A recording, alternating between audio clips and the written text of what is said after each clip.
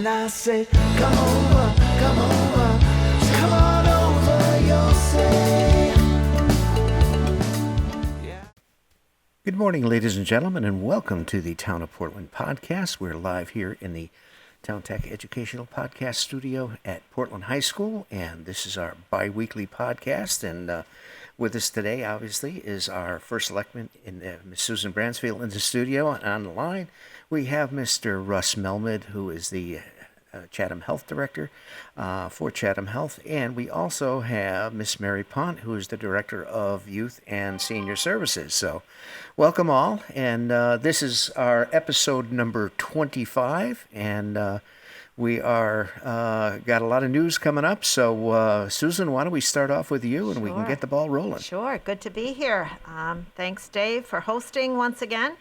I guess it's probably been about 6 months since we've been doing these podcasts, since the beginning of March, Yes, when it has. COVID-19 came a-knocking. And we're certainly doing our best to keep it at bay, and I'm anxious to hear what our health director has to say, along with Mary Pont, our Director of Senior and Youth Services.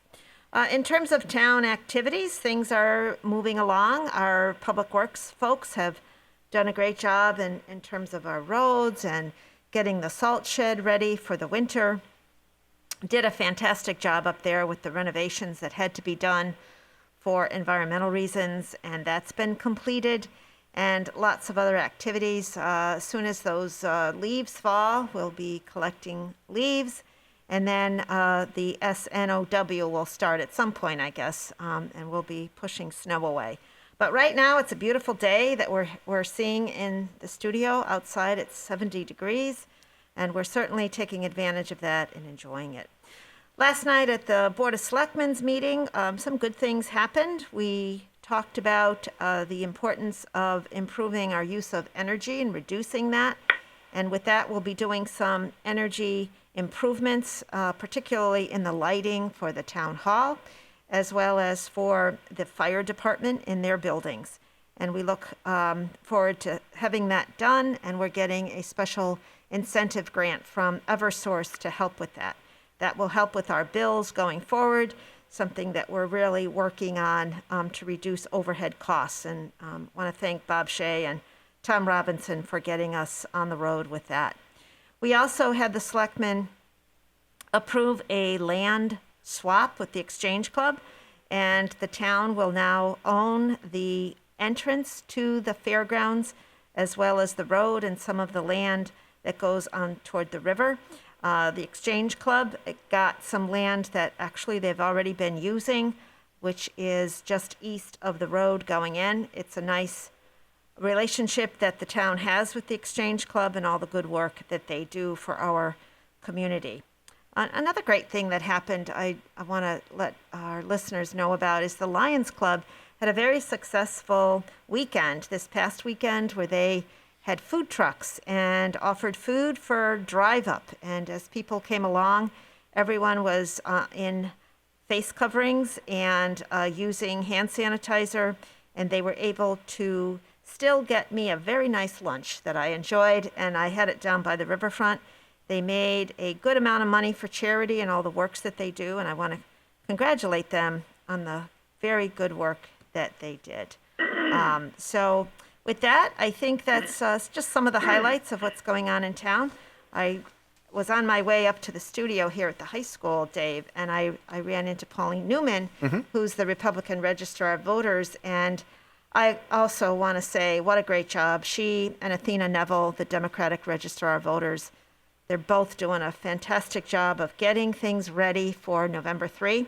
And certainly our town clerk, who's been on our podcast with us, Ryan Curley, and his assistant, Trish Dean, they're very well prepared and ready for the voters. They've been doing a lot of the absentee ballots. I think it's over 1,500 that have actually come back, and he's expecting many more I think to still 17 come. was the last count, I think. Wow, he said. so it's gone up. Yep. Yeah. That's And I really, people don't realize, unless they stop and think about it, there's a lot of work associated with that. And they're enjoying the work and doing a great job. And we look forward to having November 3rd to be accomplished and be over. Yes, and I think, according to Ryan, I think there were over 3,200 ballots requested. Wow. Okay, so Yeah. that's a lot of mail that went out, and they're empty in the box every day. Yeah. And anyway, but Susan, I think we also got some great news from the state that you might want to Oh, tell us yes, about. we did. Yeah. We got a $250,000 grant, Dave, as you've been instrumental in helping us in terms of our water division. We're going to be looking for another water source that's homegrown here in Portland. And what we plan on doing is being able to find that along with the Public Health Department in Hartford. They're going to be helping us.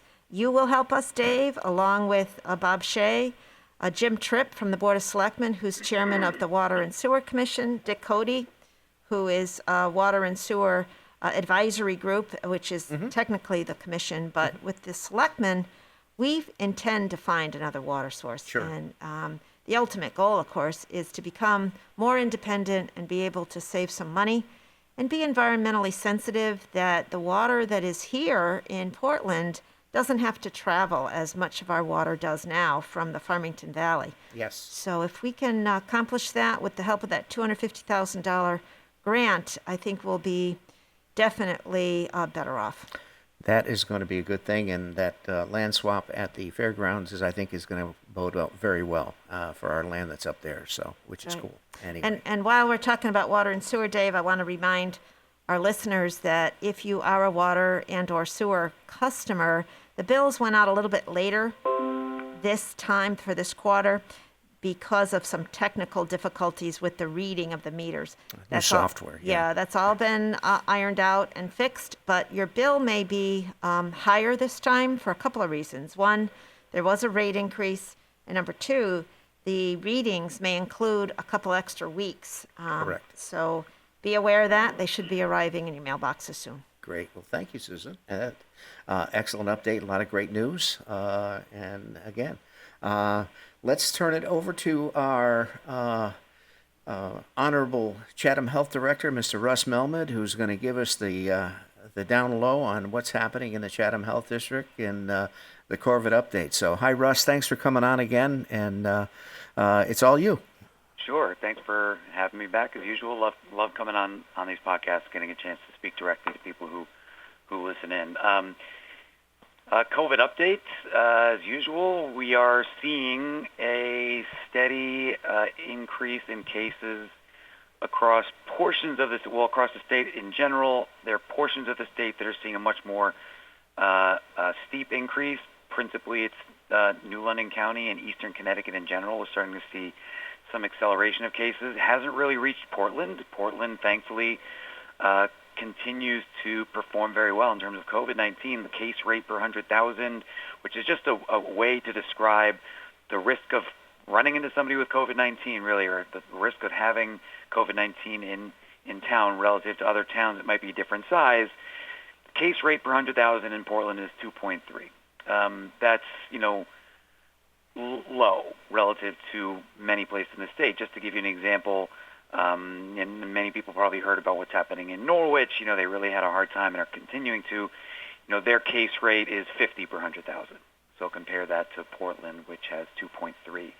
So that just gives you a picture of how well Portland continues to perform with regards to COVID-19 cases. So keep it up, everybody. Wear your masks, wash your hands, socially distance. For people who are thinking about sending their kids off trick-or-treating or giving out candy themselves, the State Department of Public Health has put out information suggesting, along with the CDC, that traditional trick-or-treating, door-to-door trick-or-treating is a higher risk type of activity. So if you are going to send your kids out doing that, keep them within the family. Sending kids out with a big group of their friends, there's risk involved there. They're running around outside. Maybe their masks are falling down. Maybe they're not. It's those big group activities where you're all clustered together doing something for quite a long time that can present a risk for transmission. So if you are going to send your kids out trick-or-treating, do it in really small groups or just stick with the family. And if you're going to give candy out, there are a couple good, safe options. One is to put candy together, little goodie bags together a couple days in advance and set them out on a table sort of one by one. And as kids come up to do trick-or-treating, you can see them from a distance, and they can just grab the bag of candy and be on their way. We really don't want to see the big communal bowls of candy where every kid is putting their hands in this bowl and picking out the candy they want. We don't want to introduce, 100 different kids' hands into the same bowl of candy for the next kid to come and touch. So really, let's avoid those communal bowls of candy. Some people are getting really creative with, PVC pipe chutes and decorating them and sliding candy down from the chute from 6 feet plus away. Love the idea. If you're handy like that, you want to get some PVC pipe and do that, it's a great idea. Avoid the parties. That's kind of where we see most of the transmission happening in the state right now is social gatherings, get-togethers, family get-togethers, friends get-together, people, especially when people consume alcohol, they let their guards down, they let their masks down, they get loud, they become close talkers. Everybody's experienced that before COVID. So it's the kind of thing where we're seeing transmission, and then people bring COVID back into their home. Sure. And spread it around to their home. So that's really what we're seeing. That is really driving much of the increase is indoor social gatherings. Right. And, we're looking at not just Halloween, but we're heading towards Thanksgiving. So I just want to remind everybody that just because you love and trust your family, it doesn't mean that they do not present just as much a risk of COVID-19 transmission to you and you to them as a stranger. Sure. I know it's really difficult to look at a loved one and think anything other than good, warm thoughts about them, and that should continue. But it doesn't mean that you should take your mask down. It doesn't mean that you should stand within 2 feet of them having a, loud, boisterous conversation. So if you're going to get together on Halloween, please limit it to small numbers. Wear your mask as much as possible. Wash your hands. Don't share big communal bowls of things. Have one person serving the food. It's always a good idea so that we don't have 5, 6, 10, 12 people all touching the same serving spoon and the tongs and things like that. Right. So be smart, be safe. We don't want to see a spike, happen after the holidays because that's always a risk. Great. Now, the state average, Russ, is I think around 3% now, I think? The case rate in Connecticut per 100,000 is now over 10 cases per 100,000 across the state. Okay. So for those of you who've been paying attention to the travel quarantine, that means we actually should be on our own list. Any state that had either a case rate of 10 per 100,000 or more, or a test positivity rate of 10% or higher, was on this state's travel quarantine. So if you traveled to a state like that, you came back to Connecticut, you have to quarantine. Well, we've seen quite an increase in the state, and so we're getting close to being on our own list. I don't know that we're quite at 10, but we're approaching that. Okay. I expect us to cross that threshold very soon if we haven't yet. So I think the state is adjusting. The governor is adjusting the travel quarantine, to be both a case rate of 10 per 100,000 or more and a test positivity rate in that state of 5% or higher. Mm-hmm. So I think we'll probably see, right now there are 40 states on the travel quarantine list. We'll probably see that go down when that change is made. Right. Well, it's we have to be vigilant. We can't let our guard down and go from there. But yeah, and look, people are having prevention fatigue, if you will, prevention fatigue is real. I myself experience it. And please just stick with the program, keep that mask on, stay socially distanced, avoid big groups and crowds and parties as much as possible. It's getting to be cold. People are going indoors more than they're going outdoors, and that presents a higher risk. So as it gets cold, as we all come indoors, just be mindful that we have to take extra special precautions indoors compared to outdoors. So. Sure. And the other thing too, Russ, is and I know most of the colleges now, if your child is coming home for either Thanksgiving break or Christmas break and so forth, that's something to be aware of. I know some schools are actually sending kids home, for Thanksgiving and not having them come back until after January and so forth. They're going to do remote learning. So, any updates from that you're aware of? I've heard the same thing, and I think it's a school-by-school decision, so I don't know which colleges, universities in the state of Connecticut are taking that approach. The issue is, I understand that there's wisdom in not wanting to bring cases back that result that are a result of transmission that occurred over the holidays at home. They don't want to introduce those cases back into dorms, especially, and into classroom settings. I just don't. I don't know if because because we know we're expecting to see cases increase.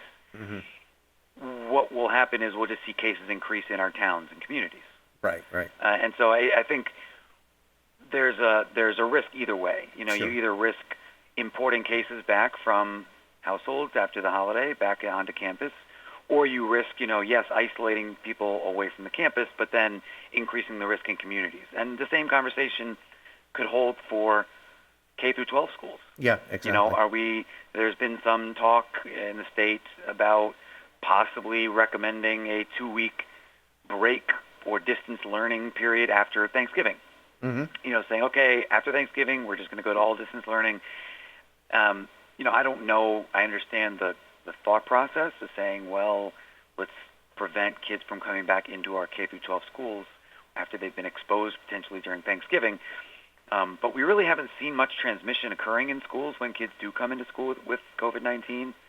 And the longer people stay, at home together, the more likely we are going to see transmission, in homes. And, Sure. and so I don't know that we're really going to prevent much COVID-19 Right. on a population level by suspending school or suspending colleges. I just don't know if it's probably 6 of one, half dozen of the other. Sure. We're going to see cases rise probably in our homes or in our schools. The only way to really prevent that is, like I said, if you go home for Thanksgiving, don't have a big gathering. Right. You have people over, keep your mask on as much as possible, and socially distance, wash your hands, don't have the communal bowls. So. Sure. And I know Portland has opted to go back all on next Monday, so forth, and it's going to be interesting to see how that. Right now, the Portland school district is under the hybrid approach, which is basically 2 cohorts, on Monday, Tuesday, and Thursday, Friday. So we'll see how that affects our system. Yeah, well, I know. I mean, and all our schools know this, and I speak to the superintendents. Just about weekly, and we have these conversations, and they understand that, it's almost a certainty that cases are going to enter schools. We cannot keep people out entirely who have COVID-19. They don't know they were exposed. They dismiss their very mild symptoms, what have you. We've seen cases come in, no matter what the model is, whether it's hybrid or all in person. Sure. And in both circumstances, we haven't really seen transmission when that's happened. So we've quarantined people, close contacts, and whenever you have all in person anything, you have higher concentrations. You're going to have more close contacts. By Right. definition, you're going to have more people who are within 6 feet of one another when you go all in. So I would expect to see more people have to quarantine when a case comes in. But my hope is that we'll continue to see all those in-school mitigation efforts, mask wearing, disinfection, HVAC, cohorting continue to result in, minimal transmission or no transmission. Right. Well, we can only one way to find out. Only one way to find out. But I hope that the evidence or the absence of evidence of outbreaks and transmission in school really is the evidence of absence of Sure. a problem. Yeah. So that's Can't let the guard down. That's for sure. right. Can't let your guard down. That- Masks really, really doubly important when you're bringing kids back into a school. Great. Thanks, Russ. I appreciate it. All right. Next on the line, we have our Director of Youth Services and Senior Services, Miss Mary Pont. And Mary is probably the steward of probably one of the most susceptible population in town on the senior center. So tell us what's happening on that end, Mary. Thanks for coming on. Well, thank you for inviting me. And one of the things I think I want to do is put on my youth service hat, because Russ did bring up the issue of Halloween.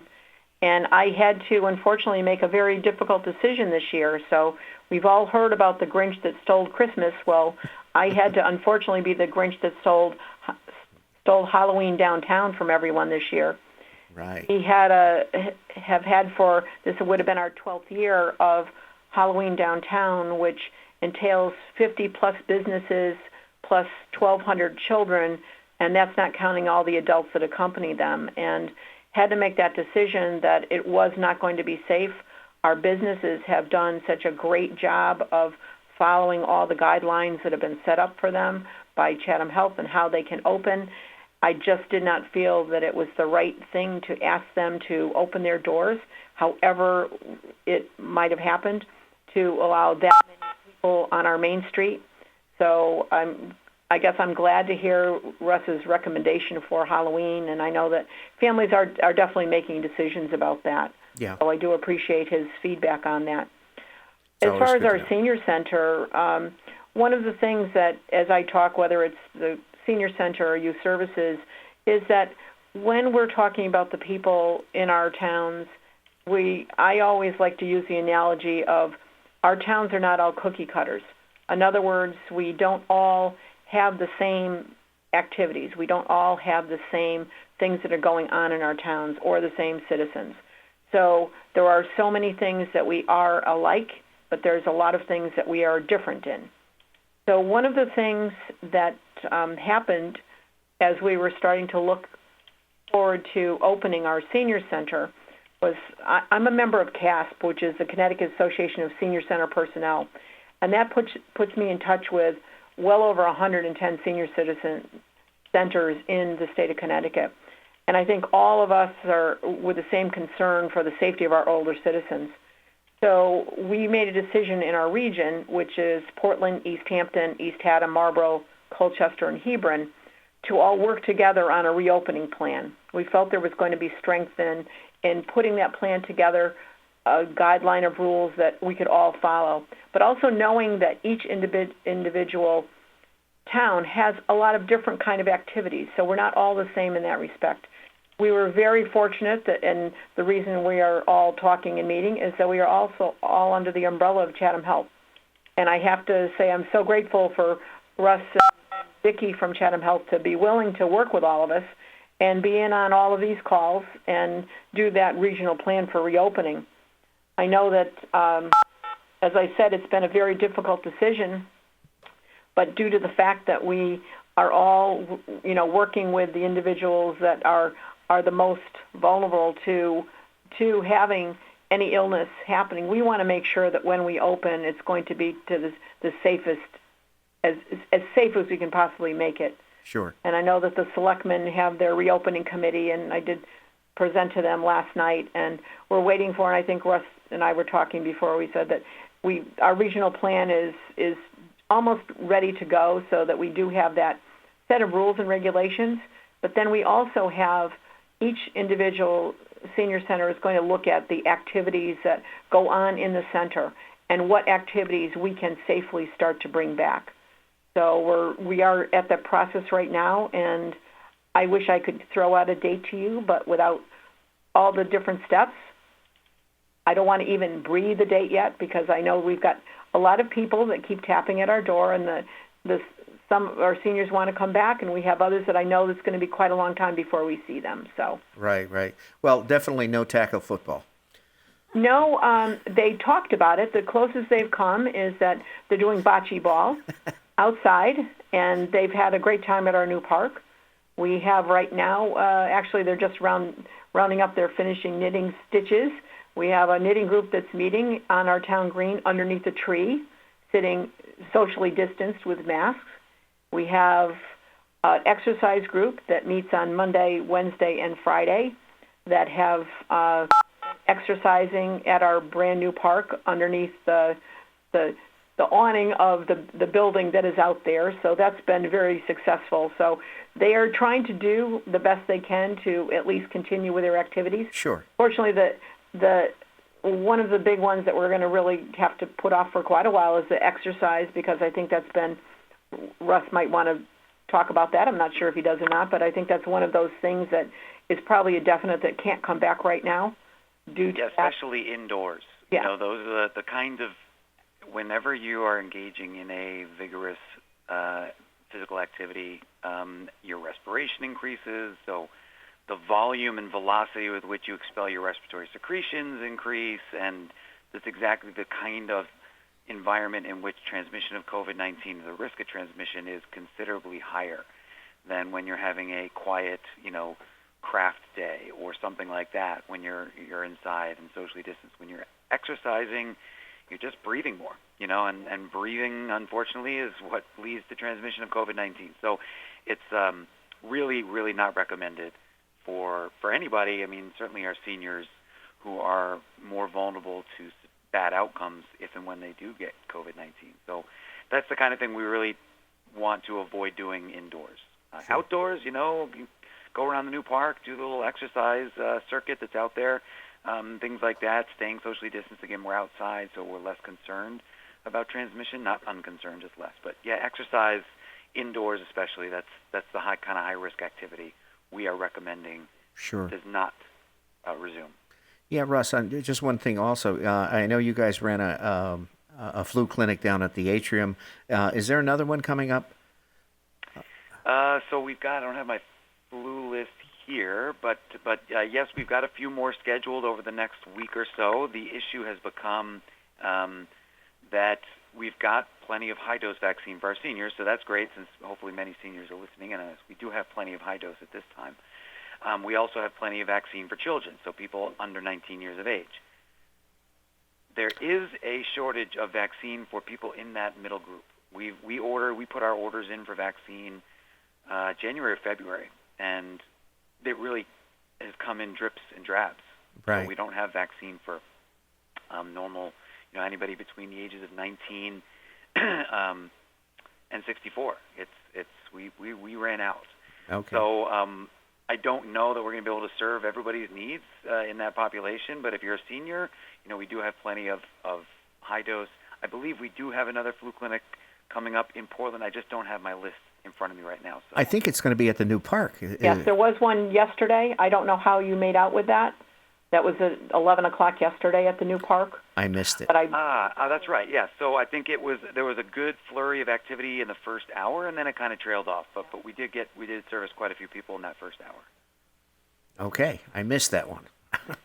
But the one at the atrium was our drive-through. That was the first drive-through flu clinic. So you didn't have to get out of your car. You could just drive right up, stay in your car, stick your shoulder out the window, and give you a shot.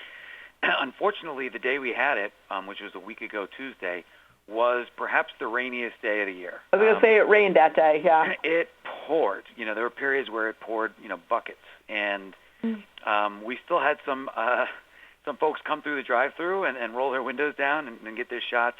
It certainly made for a good learning experience for us, the health department, to know what kind of equipment, clothing, and other things we need to consider ways to improve that service. But we didn't get a lot of people coming through the drive-through in the rain. We'll just say that. We did get some folks coming down from the atrium itself. People who live there, they could walk up and stay under the awning and get their shots. But in terms of drive-through, I think the weather really kept people away. Right. Quite a bit. It was a tough day. Uh-huh. Well, keep us posted when the next one is. I got to get in there. Yeah, you can find it if you go to www.chathamhealth.org. Right near the top of the homepage, you'll see a list of our upcoming flu clinics. So They're all being held outdoors for COVID-19 prevention reasons. So, rain or shine, we're holding them, and they are all outdoors. So people don't really have to worry about crowding inside to get a flu shot. They can come outside. So again, chathamhealth.org, our list of upcoming clinics is on the website. And there is one more coming up in Portland, and it's going to be at the new park. So. Oh, good. Mary, I'm so glad you're on. I'm so embarrassed. I had the dates in front of me, Russ. If I had known, I would have had them in front of me. But, yeah, there is one more. So I know that we squeaked in with one that was going to – the first one was for seniors. The second was for all ages, and obviously that didn't vibe well with what you had available for vaccines. But I believe the next one is for seniors as well. So hopefully that will put more of our seniors getting the capability of getting their flu shots this season, which – yeah, and Mary, we could get that up on our website. I think we can probably absolutely get that date. No worries. Speaking of drive-through, maybe we want to talk a little bit about the Halloween drive-through that the library and Parks and Rec. Did we talk about that yet? I don't think so. Dave? Yeah, October 30, coming up pretty soon, Friday, I believe, 4 to 6 p.m. Uh-huh. And it's come early and do the drive-through. They'll get a treat, and I think they're going to try to have Officer McGruff there as well from the police department. So. They're going to be doing some interesting setups there, so it's going to be worth coming through to see what they've got out there. Wow. Uh-huh. going to be pretty spooky. Aha. Yeah. Yeah, that's Jen Rank at our library, and Nate Foley, and Nick and Andy Dion. Andy Dion. Yep. So Sure. that's great. Great. All right, Mary. Anything else, Mary, that you want to touch on, or? Well, I think it was Susan mentioning the drive-through for the Park and Rec and the library happening on this Saturday, which is the 24th. We're going to be having a Prevention First activity, which is Youth Services, Portland Fire Department, and Portland Police.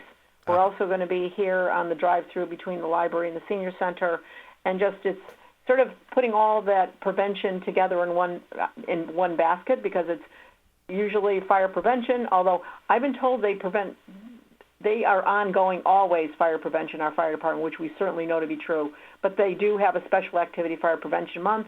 We have drug and alcohol as well, Awareness Month. There's a lot of different activities around that. So decided to group it first and call it Prevention First, because we all are out there trying to do that piece of prevention, because prevention is not the cure, but it certainly helps if we get that word out ahead of time. That makes people think a little bit. So Now, what time is that, Mary? that's going to be from 11 to 1 Okay. on great. Saturday. Weather looks good. Yes, it does. Yes, it does. It's going to stay fairly That's mild. The 24th? I Fourth. believe. 24th, right? I believe so. Yeah. Wonderful. That's a very convenient place. Yeah. Do they come in off of Freestone Avenue? I don't Mary? think it's going to really matter Okay. for that. Our only question on that day is to put up a tent or not put up a tent. So depends if the sun is really shining nice. We probably won't put a pop-up up. We'll see. We're going to have tables out, and obviously Nice. giving out for kids and adults as well.